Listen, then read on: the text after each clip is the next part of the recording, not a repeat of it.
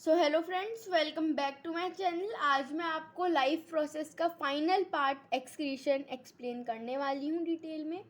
और जैसा कि हमने पहले के पार्ट्स में देखा है, फोटोसिंथेसिस हो रही है, रेस्पिरेशन हो रही है और ह्यूमंस में डाइजेशन हो रही है और हम लोग रेस्पिरेशन कर रहे हैं। तो उसमें हम हमारे बॉडी में वेस्ट जो है वो प्रोड्यूस हो रहा है। अब वेस्ट प्रोड्यूस हो रहा है तो उसको हमें रिमूव भी करना पड़ेगा। तो बायोलॉजिकल प्रोसेस जो कि हार्मफुल मेटाबॉलिक वेस्ट को रिमूव करता है, उस प्रोसेस को हम एक्सक्रीशन बोलते हैं।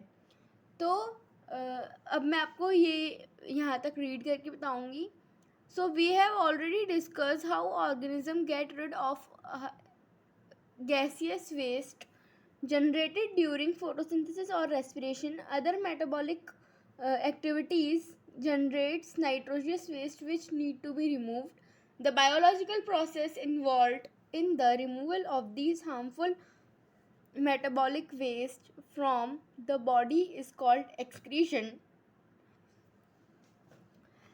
तो अब बच्चों आगे बताया गया है कि जो यूनिसेलुलर ऑर्गेनिजम्स होते हैं वो तो सिंपल डिफ्यूजन के थ्रू आराम से रिमूव कर लेते हैं वेस्टफुल प्रोडक्ट्स, पर जो कॉम्प्लेक्स मल्टीसेलुलर ऑर्गेनिजम्स हैं उनको एक स्पेसिफिक ऑर्गन चाहिए जो कि जो फंक्शंस है उसको परफॉर्म करे।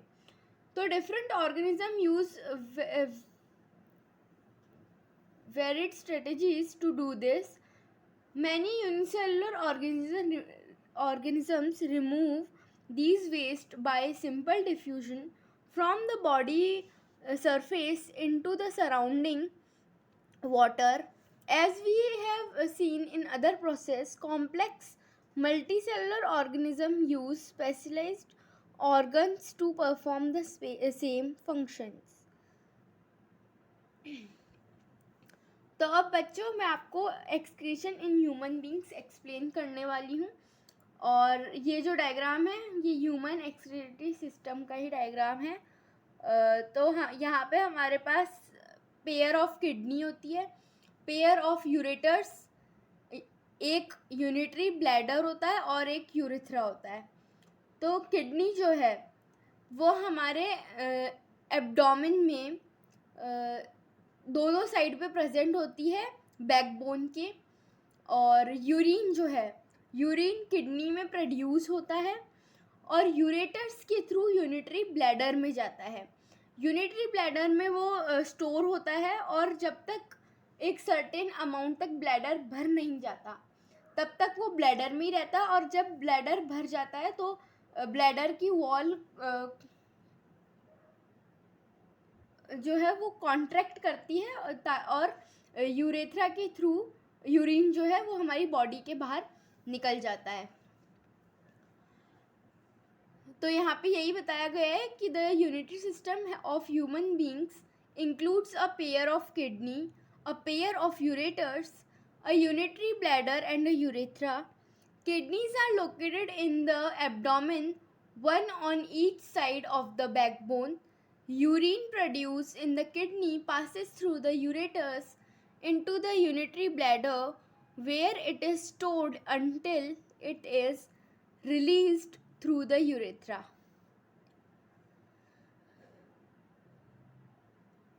अब बच्चों यूरिन जो है वो प्रोड्यूस कैसे हो रहा है? तो जैसे कि CO2 जो है वो ब्लड से रिमूव होता है लंग्स के थ्रू, वैसे ही नाइट्रोजियस वेस्ट जो हैं जो कि यूरिया और यूरिक एसिड हैं उन्हें भी हमें ब्लड से रिमूव करना पड़ता है, जो कि किडनी का काम है। तो ये एक बेसिक फिल्ट्रेशन है किडनीज का।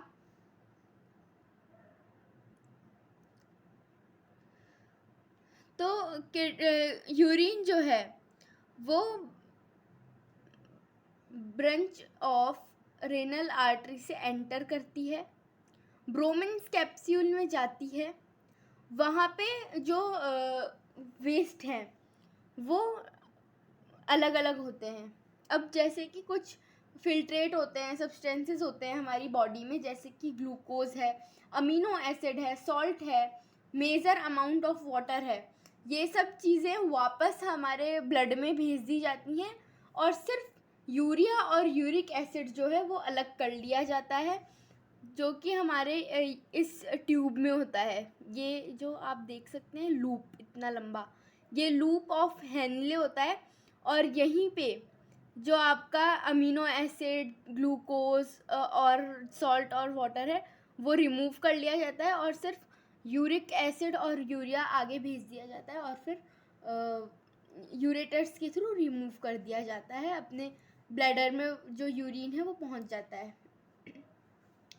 तो यहाँ पे यही बताया गया है कि a cluster of very thin walled blood capillaries, each capillary cluster in the kidney is associated with cap shaped end of a coiled tube called Bromin's capsule. ये आपका जो गोल गोल है ये Bromin's capsule है that collects the filtrate. Each kidney has large number of these filtration units called nephrons packed close together. तो ये जो पूरा स्ट्रक्चर है ये नेफ्रॉन है और ये हमारी किडनी में प्रेजेंट होता है और ये क्लोजली पैक्ड होते हैं together.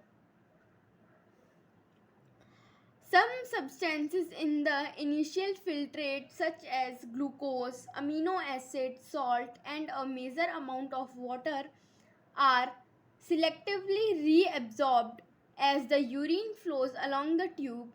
The amount of water reabsorbed depend on how much excessive water there is in the body and on how much of dissolved waste there is to be excreted.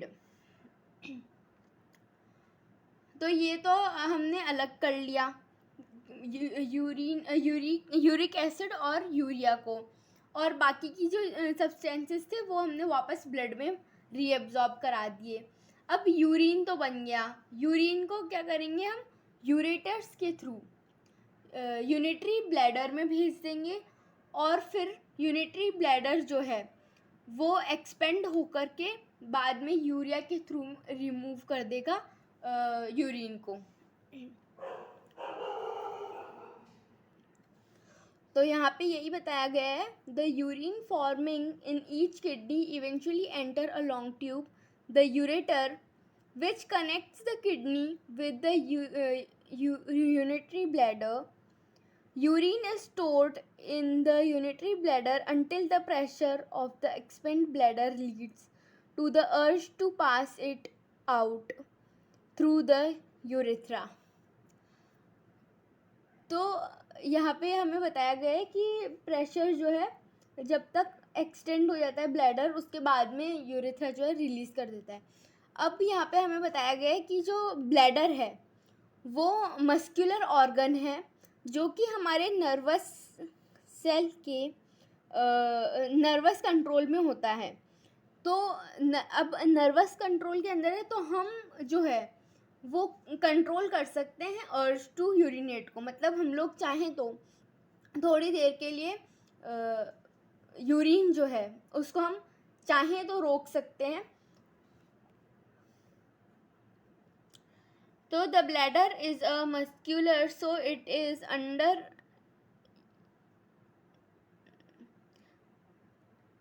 nervous control as we have discussed elsewhere. As a result, we can usually control the urge to pee or to urinate. अब यहाँ पे हमें artificial kidney के बारे में बताया गया है.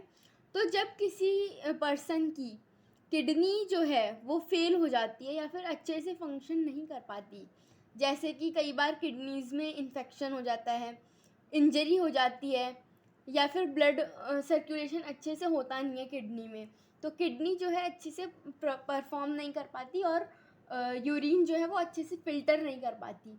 तो उस केस में हम लोग इस तरीके से फ़िल्टर करते हैं यूरिन को। पर ये जो है ये बहुत डेंजरस प्रोसेस है और ये बार बार नहीं करा जा सकता, इसीलिए जो है किडनी ट्रांसप्लांट हमें करनी ही पड़ती है। तो यहाँ पे ये बताया गया है। वैसे तो ये एग्ज़ाम में पूछते नहीं हैं और आता नहीं है ये एग्ज़ाम में। आप चाहें तो ऐसे ही जनरल नॉलेज के लिए पढ़ सकते हैं। पर हाँ, आपको याद रखना है कि normally in adult healthy adult the initial filtrate in the kidney is about 180 litres a day. तो ये आपको याद रखना है। एग्ज़ाम में MCQ में आ गया था ये कि एक ह्यूमन अडल्ट जो है वो कितना जो फिल्ट्रेट है प्रोड्यूस करता है, तो 180 लीटर्स डेली प्रोड्यूस करता है। अब है एक्सक्रीशन इन प्लांट्स।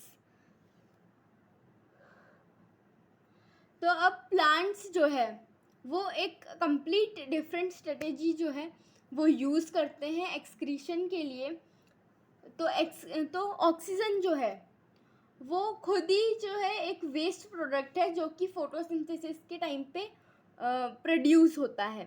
अब ऑक्सीजन जो है वो तो प्लांट स्टोमेटा के थ्रू जो है बाहर वापस भेज देते हैं सराउंडिंग में। और भी जो वेस्ट प्रोडक्ट्स होते हैं जो कि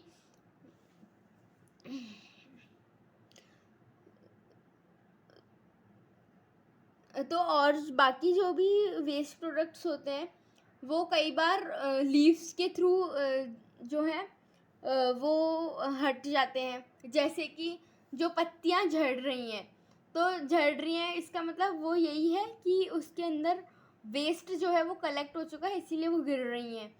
तो उसमें भी एक एसिड प्रेजेंट होता है। और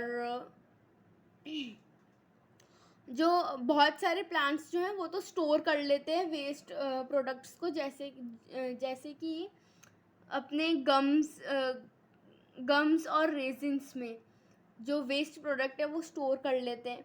स्पेशली ओल्ड जाइलम में स्टोर कर लेते हैं। और सॉइल के थ्रू भी कई बार वेस्ट प्रोडक्ट जो है वो निकाल देते हैं प्लांट्स। तो यहाँ पे यही लिखा गया है कि plants use completely different strategies for excretion than these of animals. Oxygen itself can be through of a waste product generated during photosynthesis. We have discussed earlier how plants deal with oxygen as well as CO2. They can get rid of excess water by transportation. For other waste, plant use the fact that many of their tissues consist of dead cells and that they can even lose some parts such as leaves. Many plants waste produce are stored in cellular vesicles. Waste products may be stored in leaves that fell off. Other waste products are stored as resins and gums, especially in old xylem. Plants also excrete some waste substance into the soil around them. तो इसी के साथ हमारा ये chapter जो है वो and होता है। और यहाँ पे जो है ऑर्गन डोनेशन के बारे में बताया गया है कि कुछ जो ऑर्गन्स होते हैं जो जब कोई अलाइव होता है तब भी कुछ ऑर्गन्स ऐसे होते हैं जो कि हम डोनेट कर सकते हैं, पर कुछ ऑर्गन्स जो हैं वो डेथ के बाद ही डोनेट हो सकते हैं। जैसे कि किडनी है। किडनी जब एक पर्सन जो है वो ज़िंदा है तब भी हम लोग उसको दे सकते हैं। और पर जैसे कि हार्ट है, लीवर है, पेनक्रियाज है, बोन मैरो है, ये सब तो डेथ के बाद ही हम दे सकते हैं। तो यहाँ पे बताया गया है कि सम organs such as kidney, part of a liver, lung, etc. and tissues can be donated while the donor is alive. और यहाँ पे बताया है कि कौन कौन से जो है वो एक डेड पर्सन डोनेट कर सकता है, जैसे कि हार्ट है, किडनी है, कॉर्नियास है मतलब आईज, और लंग्स है, पेनक्रियास है और लीवर है. लीवर जो है वो ग्रो कर जाता है, इसीलिए यहाँ पे बोला है कि पार्ट ऑफ अ लीवर जो है डोनेट कर सकता है अलाइव, अगर डोनर अलाइव है तो. पर जो डेड पर्सन है वो तो पूरा की पूरा लीवर डोनेट कर सकता है, और अगर कोई अलाइव है डोनर तो वो कुछ पार्ट जैसे कि 30% या फिर 20% अपना लीवर जो है अगर दे भी देता है तो भी कोई नुकसान नहीं होगा. सो इसी के साथ हमारा ये चैप्टर एंड होता है. इसमें 3 क्वेश्चन दिए गए हैं जो कि पूछा है कि एक तो डिस्क्राइब करना है फंक्शन नेफ्रॉन के स्ट्रक्चर को और उसकी फंक्शनिंग बतानी है, और मेथड्स पूछे इसने कि प्लांट्स कैसे एक्सक्रीटरी प्रोडक्ट्स रिमूव करते हैं, और बाकी सब दिया गया है. ये समरी है इस पूरे चैप्टर की. यहाँ पे एक्सरसाइज क्वेश्चन भी दिए गए हैं, तो ये सब आप करने हैं. और आप इस वीडियो के उसमें कमेंट बॉक्स में बता दीजिएगा कि नेक्स्ट वीडियो आपको कौन से चैप्टर पे चाहिए. इसी के साथ हम मिलेंगे नेक्स्ट वीडियो में. चैनल को सब्सक्राइब करें, लाइक करें, शेयर करें. एंड इस अगर आपको ये हाइलाइट्स चाहिए तो आप टेलीग्राम चैनल ज्वाइन कर लीजिए, क्लास 10 स्टडी लाइव विद अनाक्षी. और थैंक यू, बाय.